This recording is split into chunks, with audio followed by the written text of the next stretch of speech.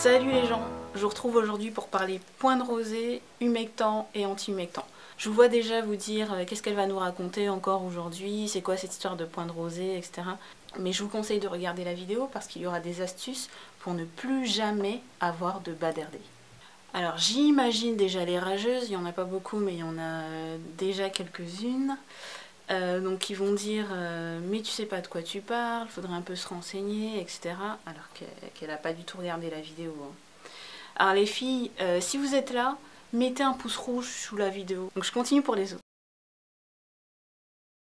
Le point de rosée, c'est une mesure qui indique le taux d'humidité dans l'air. Pour faire simple, c'est la température à laquelle l'humidité qui est contenue dans l'air se transforme en rosée. Ce qu'il y a à savoir, c'est que plus le point de rosée est bas, plus l'air est sec, plus le point de rosée est haut, plus l'air est humide. Quand les chaînes de météo vous donnent le taux d'humidité, il s'agit du taux d'humidité relatif. Donc c'est le taux d'humidité qui va dépendre de l'endroit où vous vous trouvez, de la température, etc. Le point de rosée va quant à lui vous donner le vrai taux d'humidité qu'il y a dans l'air. C'est pour ça que c'est cette valeur qu'il faut utiliser et pas le taux d'humidité relatif. À quoi est-ce que ça sert de connaître le taux d'humidité réel dans l'air? Eh bien, pour nous qui avons les cheveux crépus, frisés, bouclés, ondulés, vous le savez, nos cheveux ont tendance à faire des frisottis quand il y a de l'humidité dans l'air. Donc c'est une valeur qu'il faut connaître pour éviter les jours où tu sors de chez toi, tu es toute fraîche et d'un seul coup ton twist out se transforme en une boule compacte et rétrécit au fur et à mesure de la journée. Donc parfois c'est sympa hein, le style afro, rétréci, etc. Parfois c'est pas forcément ce qu'on cherche. Donc le fait de savoir exactement quel est le taux d'humidité va permettre de s'adapter et de choisir sa coiffure en fonction. Si le point de rosée est inférieur à 1 degré, l'air est sec. Donc vraiment, oubliez les humectants. Que fait l'humectant? Il va chercher l'humidité où elle se trouve. Si elle ne se trouve pas dans l'air, il va la chercher dans le cheveu. Donc ça risque d'assécher encore plus vos cheveux. Pour info, les coiffures lisses tiendront beaucoup plus longtemps. Donc profitez que le point de rosée soit bas pour lisser vos cheveux. Si le point de rosée est entre 1 et 4 degrés, là c'est un taux d'humidité qui est intermédiaire. Donc il va falloir faire des essais sur votre propre chevelure, trouver la balance, l'équilibre entre humectant et hydratant pour que vos cheveux arrivent à maintenir un style que vous leur aurez donné et à récupérer l'humidité, le peu d'humidité qu'il y a dans l'air. Si le point de rosée est entre 4 et 16 degrés, là c'est le taux d'humidité idéal.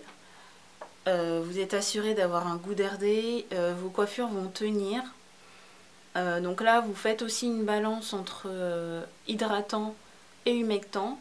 Vous pouvez tenter les styles out, on va dire, donc les braid out, les twist out, etc. Ça va tenir. Vos cheveux vont être souples, hydratés et vos coiffures vont tenir toute la journée. Ça, c'est vraiment le taux d'humidité idéal. Si par contre, le point de rosée est supérieur à 16 degrés, là, c'est que le taux d'humidité est à son maximum et ça va être compliqué de se coiffer. Ça va être compliqué de se coiffer, ça va faire des frisottis. C'est comme quand vous allez dans des pays tropicaux. Parfois, vous essayez de faire des twist out, des braid out. Dès que vous sortez, vous avez plein de frisottis. Ça, c'est difficile à gérer, mais il y a une solution. Vous pouvez utiliser les anti-humectants. Les anti-humectants, en fait, ça crée une barrière sur le cheveu, ça empêche l'humidité d'y accéder, et donc ça garde les coiffures que vous avez déjà. Donc si vous essayez de faire des twist out, des braid out, etc., vous mettez un anti-humectant pour sceller la coiffure, et tout de suite, ça fonctionne mieux. Par exemple, le beurre de karité est un anti-humectant. Vous avez aussi des huiles qui sont des anti-humectants. La petite astuce, c'est d'utiliser des anti-humectants pour éviter que les cheveux ne gonflent. Pour cela, il y a un truc très simple, l'application Air Alert. Donc c'est une appli super pratique qui vous permet de savoir quel est le point de rosée, quelle est la température, quel est le taux d'humidité relatif, et qui vous donne des conseils également pour choisir votre coiffure du matin en fonction de ça. Super bien fait. Donc il y a juste une page en fait qui va vous donner toutes ces informations-là et qui va vous permettre de sortir en toute sécurité. J'espère que cette vidéo vous aura aidé. Pour résumer, il y a 3 choses à retenir. 1. Pour déterminer si l'air est humide ou pas, il vaut mieux se fier au point de rosée plutôt qu'au taux d'humidité relatif. 2. Grâce au point de rosée, vous pouvez savoir quel type de produit utiliser pour vos cheveux et quel type de coiffure faire. Et 3. Pour connaître votre point de rosée, vous avez juste à aller sur un site de météo ou utiliser l'application Air Alert que je vous ai montré. Voilà, j'espère que cette vidéo aura été instructive. Je vous fais plein de bisous et je vous dis à la prochaine vidéo. Ciao, ciao! One solution is my queen, 'cause she stays strong.